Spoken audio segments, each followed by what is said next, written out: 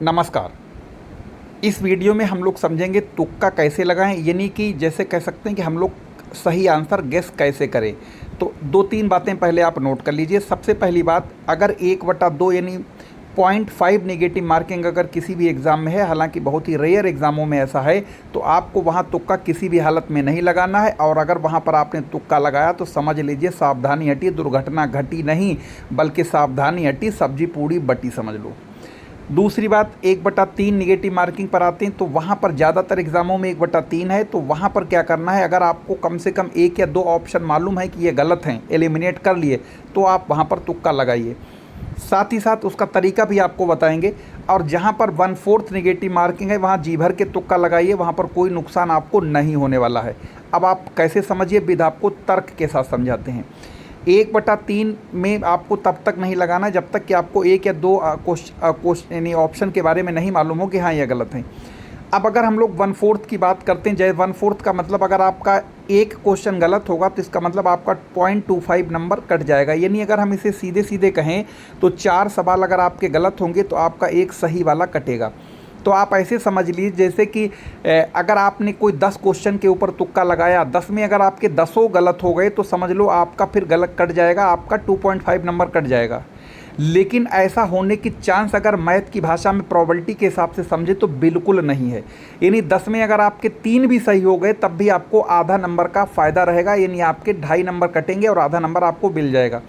तो कुल मिला के, जबकि ऐसा हो ही नहीं सकता है 10 में आपके 10 गलत हो जाए, है ना। तो ये बात को ध्यान रखना है। 1/4 में कोई रिस्क, कोई दिक्कत नहीं, आराम से तुक्का लगाएं और जील खोल के तुक्का लगाएं, क्योंकि छोड़ के आने से तो अच्छा है कि आप तुक्का ही लगाएं। दूसरी बात, अगर हम लोग तुक्का लगाने की बात करें, बहुत सारे ये सोचते हैं कि कुछ लोग कहते हैं सी ऑप्शन को पकड़ो, इसी को लगा दो।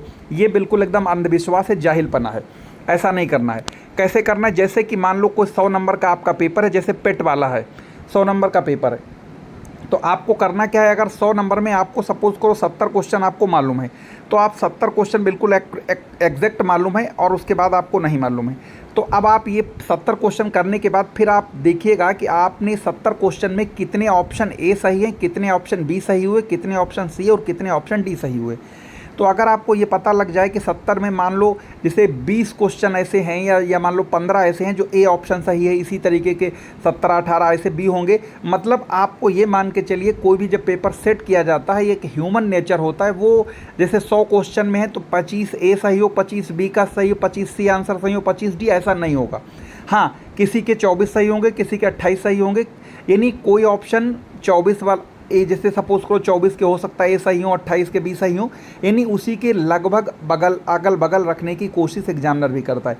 तो सबसे पहले आपको क्या करना है, अगर आपको पता लग जाए कि ए ऑप्शन सबसे ज़्यादा आपका सही हुआ, अभी तक मान लो 70 क्वेश्चन जो आपने लगाए थे, सपोज करो उसमें ये 17 बार एक आंसर आपका सही है, ठीक है। तो अब आपको भूल के एक ऑप्शन पर रिस्क नहीं लेना है, क्योंकि ए अपना कोटा लगभग पूरा कर चुका है, तो आप ए के साथ बिल्कुल ना जाइए।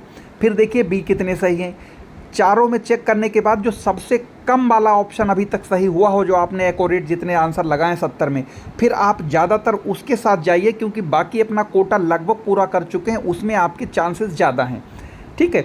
ये बिल्कुल एकदम प्रैक्टिकली बात बता रहे हैं, आप इसे चेक करके देख लीजिए। कहीं पर भी 100 क्वेश्चन लगाएंगे, 100 क्वेश्चन के आंसर सीट देखेंगे तो उसमें 25 ए, 25 बी, 25 सी, 25 डी, ऐसा नहीं होगा। हाँ, किसी के 22 ए हो सकते हैं, 28 बी हो सकते हैं, एक जो है 29 सी हो सकते हैं, पता लगा 19 डी हो सकते हैं, मतलब इस तरीके का रेशियो दिखता है। तो एग्जामिनर भी कोशिश करता है ये बराबर करने की। तो आप पहली बात, 1/2 निगेटिव मार्किंग पर किसी हाल में तुक्का नहीं लगाना, किसी भी हालत में।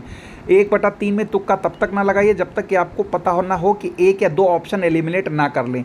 उसके बाद फिर बात करते हैं 1/4 की निगेटिव मार्किंग में, बिल्कुल जी खोल के तुक्का लगाइए, कहीं कोई नुकसान नहीं होगा आपको, जब भी होगा फ़ायदा ही होगा। क्योंकि फिर या तो फिर आपकी किस्मत ऐसी हो, जैसे कि कहते हैं ना, इतनी गंदी किस्मत हो कि मोहम्मद बिन तुगलक जैसी, ठीक है, या फिर जब और गंदी जब किस्मत होती तब तो फिर जहाँ आप ऊँट पे बैठो फिर भी कुत्ता काट लेगा, तो उसकी बातें छोड़ दो, वो एक्सेप्शनल केस होते हैं।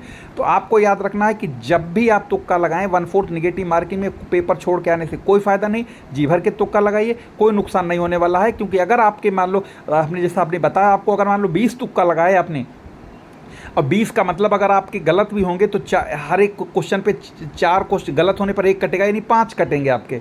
और अगर 20 में ऐसा नहीं हो सकता कि कम से कम आपके सारे गलत हो जाएं, ये तो बिल्कुल इम्पॉसिबल घटना है।